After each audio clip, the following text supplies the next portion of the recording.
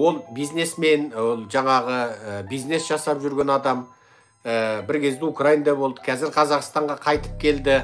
Марғұлан Сейсенбай, мен оның да жақсылығын айтам. Ол анау Қытайдан қашып Украинаға барған, қазір Польшаға кеткен ана жігіт. Ана Украинаға қашып барған Қытайдың қазағының аты кім еді? Еркін Ерсінұлы. Еркін Ерсіннің кезінде Марғұлан Сейсенбай көмектесті, оған рахмет айтам. Бірақ Марғұлан Сейсенбай ол Қазақстан билігінің рұқсатын алған, бизнес жасауға, баюға рұқсат берген, қолында лицензиясы бар, анығында сол биліктің шыжымынан шыға алмайтын көп адамның біреусі. Ол анық оппозиция емес, ол анық саяси күрескер емес. Ол сол Назарбаев кезінде байыған, біраз ақшасы асып бара жатқасын тартып алды, бірақ артынан жылағаннан кейін мәдеп берді.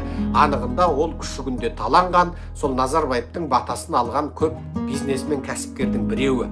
Ол Алматыда жүргенде, біз атажұрт болып Қытай тақырыбын көтергенде, бізге келіп мәсеке бір 1000 теңге мына жылаған, сықтаған әйелдерге, мынау әкелері қамалып қалып, тірі жетім болған балаларға, күйеу қамалып, тірі жесір болған қарындастарға бер деген адам емес.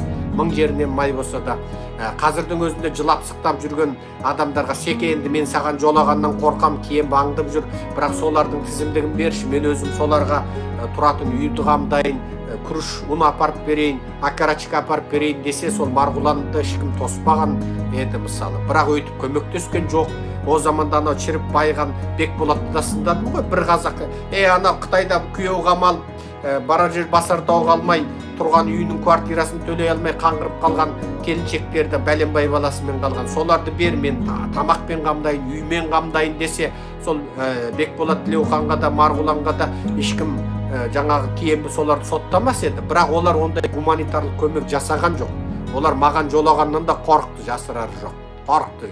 Екінші, олар сол ақшалар 1000 жерінен миллионер болса да, бір 1000 теңгесін қиған жоқ соларға. Сондықтан оны да жасырмай айтам.